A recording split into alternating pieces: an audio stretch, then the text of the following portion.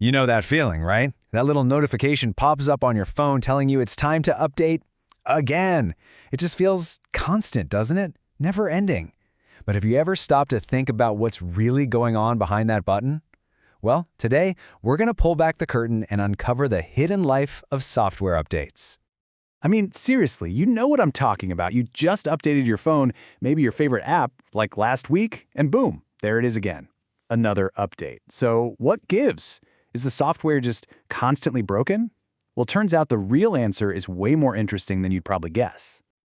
Okay, so let's try to reframe this a little. Instead of thinking of it as just an annoyance, let's think of it like a puzzle. And all the pieces of this puzzle are about keeping our digital world running smoothly. So, you ready? Let's solve it together. You know, for most of us, when we see update, we think bug fix, right?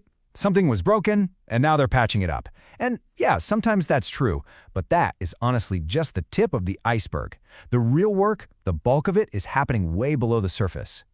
The real answer here is a concept called systems maintenance. And it's not just about repairing things that are broken. It's about this continuous process of evolving the software to keep it, fit for purpose. And that is absolutely crucial because the digital world that it lives in, that never, ever stops changing. Okay, so if it's not just about fixing bugs, then what is all this updating for? Let's dive in and get to the real heart of it. It really boils down to three things. The software might need to be updated to prepare for the future, it might need to be changed to work in the present, or it might need to be repaired because of something in the past. And each one of these plays a totally different role. And this is the part that's probably going to surprise you. That whole idea we have that updates are mostly for fixing broken code, well, the data says that's not it at all. Not even close. The vast majority of the effort and the money spent on software maintenance is actually focused somewhere else entirely. Then here's the proof. Look at this. A staggering 65% of all maintenance costs go towards something called perfective maintenance. Just let that sink in for a second. The majority of all that work isn't about fixing what's broken. It's about making the software better. We're talking adding new features, improving the design, or just making it run faster and smoother. So this whole maintenance umbrella actually breaks down into three main types. And understanding these is really the key to unlocking why your apps seem like they're in a constant state of evolution. Probably the best way to think about this is to imagine you're maintaining a house. First, you've got corrective maintenance. This is the one we all get. It's fixing a leaky pipe. In software, that's fixing a bug. Simple enough. Then there's adaptive maintenance. This is like upgrading the wiring in your house because you bought a new, powerful appliance. The software has to adapt to something new, like a new operating system or even new tax laws. And then you have the big one, perfective maintenance. This is like renovating your entire kitchen. Not because it's broken, but just because you want to make it better, more modern, more efficient. All right, so now we know what's happening. But that kind of brings up another question, right? Why is all this maintenance so incredibly complex and expensive? Well, it turns out the seeds of those high costs are actually planted long, long before that software ever gets to you. Yep, the decisions made way back in the initial design and coding phase. You can think of it as the blueprinting stage. They have this massive ripple effect that's felt for years.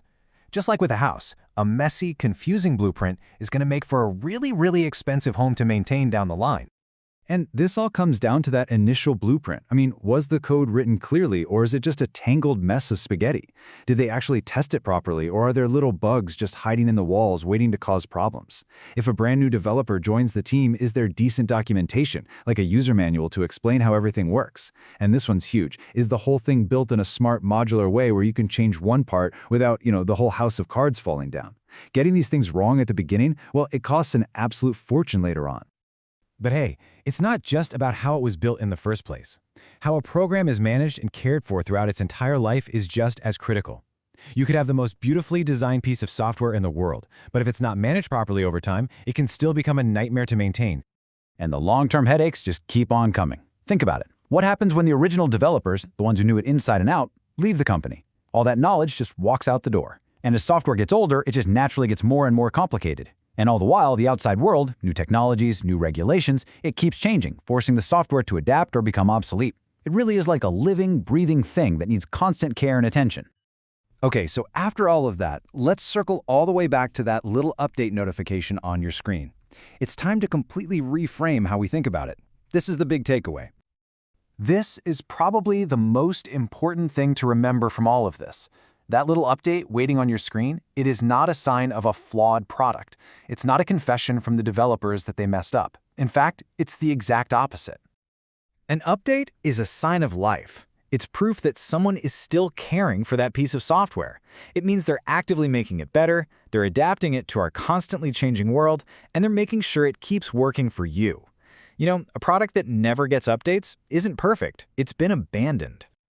So the next time that little notification pops up on your screen, what are you going to think? Will you see it as just another annoyance, or will you see it for what it really is, a sign of evolution? I'll leave that one with you.